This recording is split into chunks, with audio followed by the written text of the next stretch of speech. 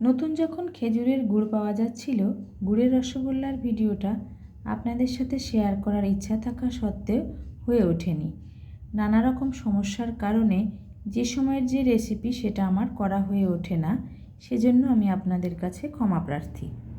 নমস্কার বন্ধুরা, সুশীলার রান্নাঘরে আজকের পর্বে আপনাদের সবাইকে স্বাগতম।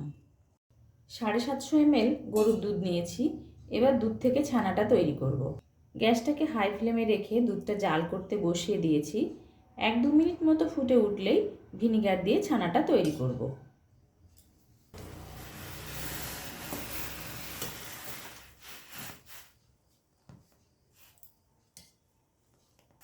দুধটা ফুটে উঠেছে, এবার গ্যাসের জালটা অফ করে দিলাম। গ্যাসের জালটা অফ করে দেওয়ার সঙ্গে সঙ্গে ভিনিগারটা দেব না, প্রায় 1 মিনিট রেস্টে রেখে তারপরে আমি ভিনিগারটা ব্যবহার করব। এবার এর মধ্যে 2 টেবিল চামচ ভিনিগার দিয়ে দেব।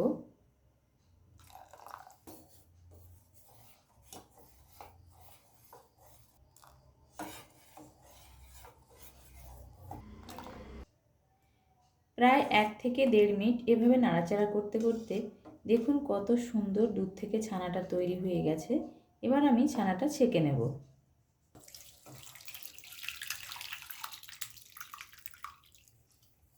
ছানাটা আমি ভিনিগার দিয়ে কাটিয়েছি, সেজন্য ঠান্ডা জলে একটু ধুয়ে নেব।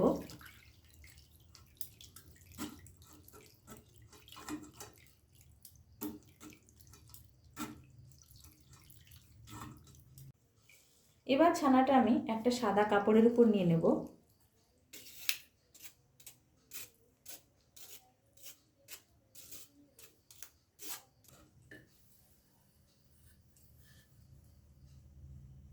হালকা হাতে এভাবে চাপ দিয়ে এক্সট্রা জলটা বের করে দিলাম। এক্সট্রা জলটা বেরিয়ে যাওয়ার জন্য এভাবে আমি একটা স্ট্রেনারের মধ্যে রেখে দিলাম। ছানাটা এবার একটা থালার মধ্যে নিয়ে নিলাম।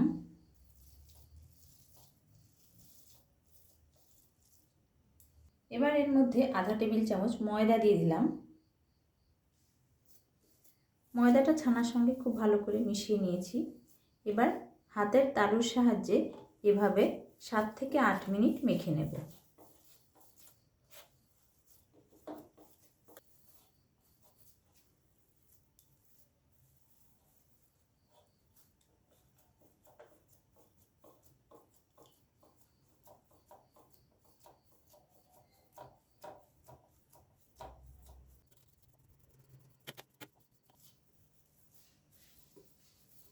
ছানাটা মেখে নিয়েছি, দেখুন ছানাটা কত মসৃণ হয়েছে।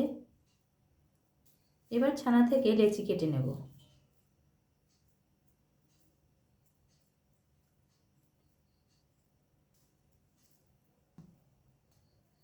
আজকে রসগোল্লাটা আমি গুড় দিয়ে তৈরি করব। শীতের সিজনে গুড় কিনে আমি ফ্রিজে রেখেছিলাম, সেটা দিয়ে তৈরি করব। এবার ছানার বলগুলো তৈরি করব।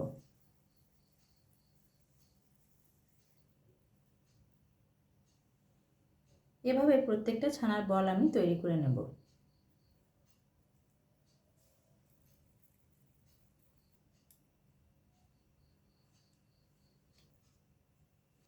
সাড়ে 700 ml দুধ থেকে আমি যে ছানা তৈরি করেছিলাম তার থেকে আমি 9খানা ছানার বল তৈরি করে নিয়েছি। যে কাপড়ের উপর আমি ছানাটা ছেঁকে রেখেছিলাম সেই কাপড় দিয়ে বলগুলো ঢেকে রাখলাম। এবার একটা কড়াইয়ের মধ্যে আমি 1 লিটার পরিমাণ জল দিয়ে দেব।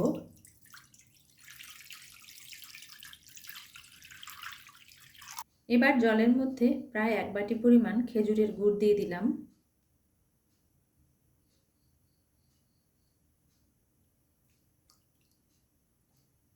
এবার গ্যাসটাকে হাই ফ্লেমে রেখে গুড়ের রসটা ফুটতে দেব।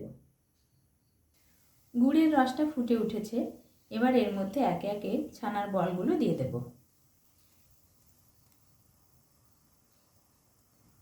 এবার একটা ঢাকনা দিয়ে ঢেকে 15 থেকে 18 মিনিট রান্না করব। আর এই সময় গ্যাসের জালটা কিন্তু হাই ফ্লেমেই রাখবো। প্রায় 10 মিনিট রান্না করে নিয়েছি, এবার একটু ঢাকনাটা সরিয়ে দেখব।